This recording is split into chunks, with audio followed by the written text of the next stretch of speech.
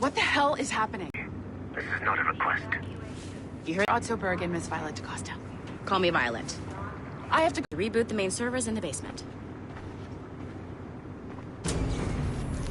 Man, are we stuck on this floor? Damn, yes. I'll get a repair crew on site ASAP. There's a working area server on this floor. I guess that'll have to do for now. Agent DaCosta.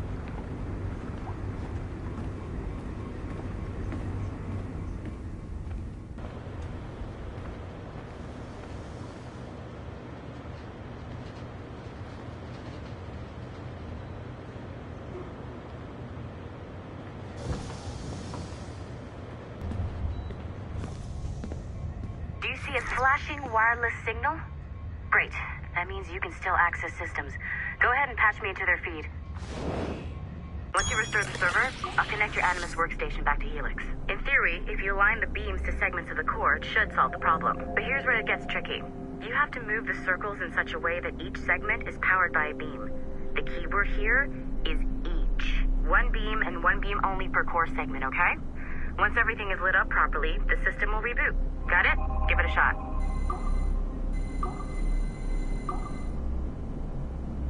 Remember, the entire core has to be powered or the system will not reboot.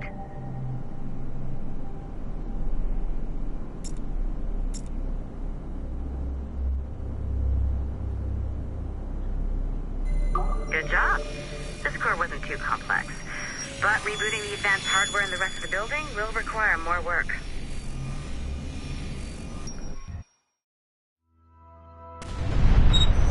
The assassins would have you believe that Al-Mualim was a great mentor who became corrupted with greed, and that he schemed with the Templars to acquire an apple of Eden. I see instead a shrewd and cunning leader, a man who used his best assassin, Altair ibn Lahad, to eliminate his conspirators in order to keep the apple for himself, so that he could use it to enforce world peace.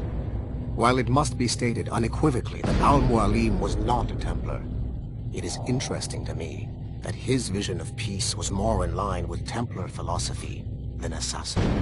In the past, both sides had the same goal, that of peace. Our only difference was how we chose to achieve it. Had Al-Mualim not been killed by Altair and allowed to carry out his plan, perhaps we would not be fighting now. It was only after Altair reformed the Brotherhood with its new ideals of free will that the conflict truly escalated and spread across the planet. For if the so-called wise man of the mountain can see things from our point of view, surely the same can be said for other assassins.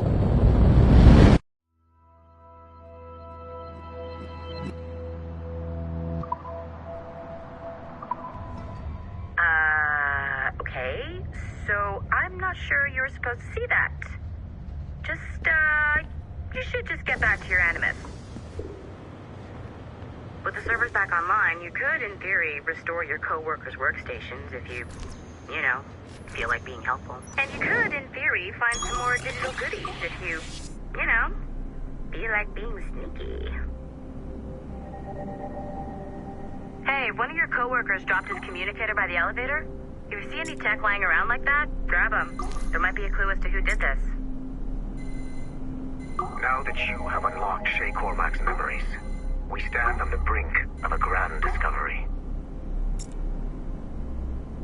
I know you must have questions about your new assignment, or about me. For now, all I will say is that Shay's story contains the answers. Shay will lead you to a greater understanding.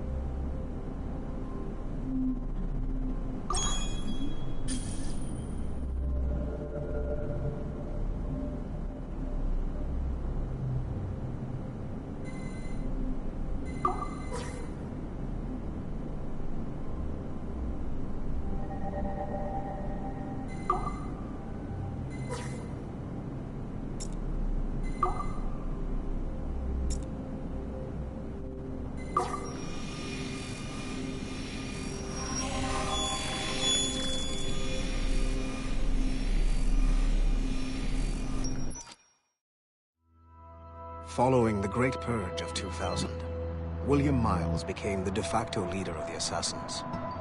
A cunning and ruthless strategist, he trained several agents who infiltrated Abstergo, including Clay Kazmarek and Lucy Stillman. In late 2012, I captured William Miles in Cairo and delivered him to Warren Vidic in Rome. Miles' son, Desmond, attacked Abstergo, killed Vidic and Master Templar Daniel Cross. He fled to a First Civilization temple in New York. On December 21st, Desmond Miles was killed inside the precursor structure. The grieving William Miles went